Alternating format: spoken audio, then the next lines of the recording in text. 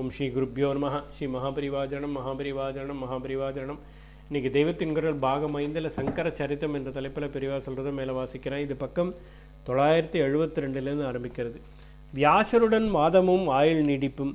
லோகத்தில் உள்ளவர்களுக்கெல்லாம் ஆச்சாரியாருடைய சூத்திர பாஷ்யத்தின் பெருமையை தெரிய பண்ண வேண்டும் என்று சூத்திரகர்த்தாவான வியாசர் நினைத்தார். ரொம்ப சுருக்கமாக வார்த்தைகளை அடக்கி அவர் சூத்திரம் பண்ணிவிட்டதால் அர்த்தம் பண்ணுகிறேன் என்று சொல்லி அவரவரும் இஷ்டப்படி இழுத்து நீட்டி இல்லாத அர்த்தத்தை எல்லாம் சொல்லி வந்தார்கள். அப்பொழுது ஆச்சாரியால் தான் வியாசாச்சாரியாளின் எண்ணம் என்னவோ அதையே பரிபூர்ணமாக புரிந்து கொண்டு தம்முடைய பாஷ்யத்தை எழுதியிருந்தார். அதனால் பிரீத்தி அடைந்த வியாசாச்சாரியால் இன்னும் கூட இவரை நன்றாக பரீட்சித்து முடிவில் இவர் செய்த பாஷ்யம்தான் நமக்கு பிரீத்தியானது என்று லோகம் புரிந்து கொள்ளச் செய்யணும் என்று நினைத்தார். வியாசரூபத்திலேயே போனால் ரொம்பவும் வினயகுணம் படைத்த ஆச்சாரியால் வாயை திறக்க மாட்டார். மேதாவிலாசத்தை எல்லாம் அடக்கி கொண்டு பக்திதான் பண்ணுவார் என்பதால் யாரோ ஒரு வயோதிக பிராமணர் மாதிரி ரூபம் எடுத்து கொண்டு வந்தார். சூத்திர பாஷ்யம் பண்ணியிருக்கிறீராமே, இதற்கென்ன அர்த்தம் அதற்கென்ன அர்த்தம் என்று ஆச்சாரியர்களை கேட்டுக்கொண்டே போனார். ஆச்சாரியாலும் தயங்காமல் பதில் சொல்லிக்கொண்டே போனார்.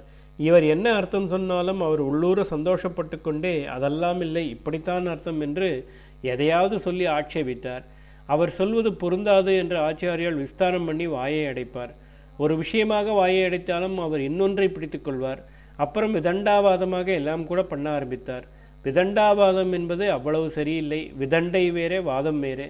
வாதம் ஜல்பம் விதண்டை என்று 3. வாதம் என்பது நேர்மையாக திறந்த மனசோடு ஆர்கியூ பண்ணுவது. ஜல்பம் என்பது வீம்பாக தன் கட்சி ஒன்றையே பிடித்து கொண்டிருப்பது. விதண்டை என்றால் எதையும் தர்க்கப்படி ரூபிக்காமல் தன் கட்சி என்ற ஒன்றை ரூபிப்பதில் கூட அக்கறை காட்டாமல் எதிராளி என்ன சொன்னாலும் அது தப்பு என்று மட்டும் குதர்க்கமாக சண்டை போடுவது கொண்டி என்று சொல்வார்கள். ஆச்சாரியாரோடு நாள் கணக்கில் வியாசர் வாதம் விதண்டை எல்லாம் பண்ணினார். 2 மகாமேதைகள் இப்படி பலத்த வாதம் பண்ணுவதை பார்த்த சிஷ்யர்கள் பண்டிதர்கள் எல்லாம் ஆச்சரியப்பட்டார்கள்.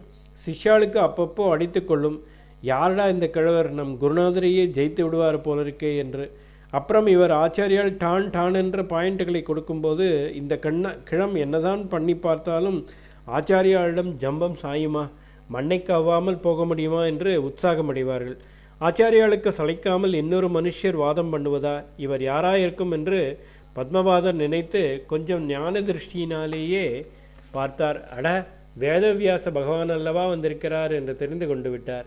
சரிதாம், நம் குருநாதரோ பரமசிவன், சங்கரஹ சாட்சாத்து வந்திருக்கும் வேதவியாசரோ மகாவிஷ்ணுவே, வியாசோ நாராயணம் ஸ்வயம். இப்படி சிவவிஷ்ணுக்களே வாத விளையாட்டு பண்ணுவதென்றால் அது எப்பொழுது முடியுமோ, எப்படி முடியுமோ, இப்படி ஆகணும் அப்படி ஆகணும் என்றெல்லாம் சிஷ்யரான நாம் ஆசைப்பட்டால் ஆகிவிடுமா?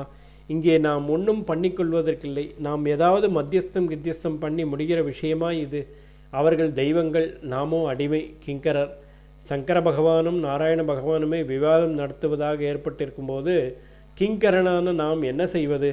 சங்கரஹ சாட்சாத் வியாசோ நாராயண ஸ்வயம் தயோர் விவாதே சம்பிராப்தே கிங்கரஹ கிங்கரோம் யகம் என்ற வார்த்தையை திருப்பி இருப்பதில் கிங்கரோம் யகம் என்பதை கிம் கரோமி அகம் என்று பிரித்து கொள்ள வேண்டும்.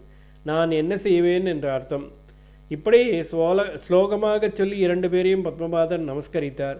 அப்படியா, சூத்திரக்காரரான வியாசாச்சாரியாலோ வந்திருப்பது என்று ஆச்சாரியாளுக்கு ஒரே பக்தியும் சந்தோஷமும் அடக்கமும் வந்துவிட்டது. வாஸ்தவமாகவே இந்த பாஷ்யம் தங்கள் இருதயத்தை அனுசரிப்பதாக இருந்தால் எல்லோருக்கும் தெரிகிற மாதிரி சுஸ்வரூபம் எடுக்கணும் என்று பிரார்த்தித்து கொண்டார். கிழப்பிராமணர் உடனே வியாசரூபத்தில் தரிசனம் கொடுத்தார்.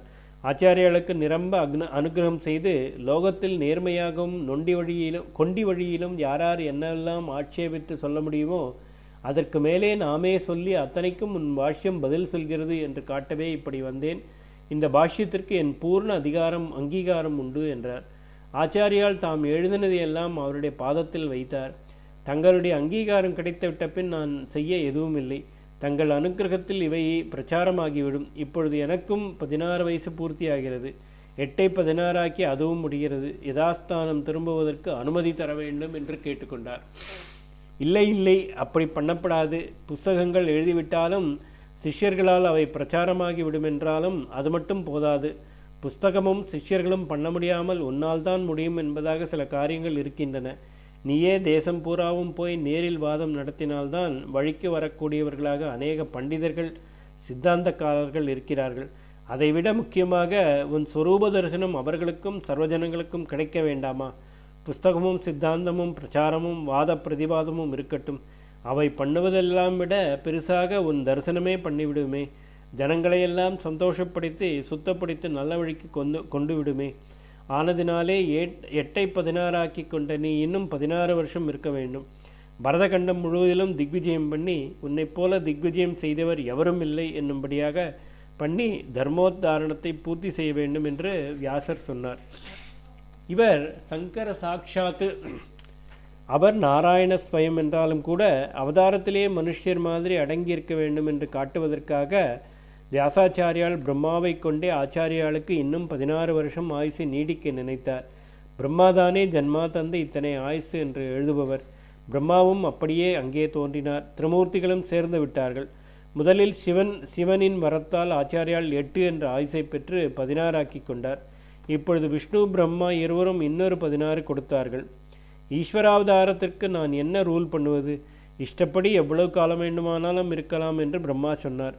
அப்புறம் பிரம்மாவும் வியாசரும் அந்தர்த்தியானமானார்கள். ஆச்சாரியாளுடைய காசிவாசத்தின் போது 4 முக்கியமான விஷயங்கள் நடந்தன. ஒன்று, அவர் பாஷ்ய உபதேசம் பண்ணினது. இன்னொன்று, பத்மபார் அவரிடம் வந்து சிஷ்யராகி சந்நியாசம் வாங்கி கொண்டு அந்த பெயர் பெற்றது. மூன்றாவது, வியாசர் வந்து பரீட்சித்து பாஷ்யத்தை பரிபூர்ணமாக அங்கீகரித்து ஆச்சாரியாளுக்கு இன்னொரு 16 வயசு நீடிக்க வைத்தது. நாலாவது இப்பொழுது சொல்லப்போகிறது. ஓம் ஸ்ரீ குருப்யோ நமஹ. ஸ்ரீ மகாபரிவாஜனம் மகாபரிவாஜனம் மகாபரிவாஜனம்.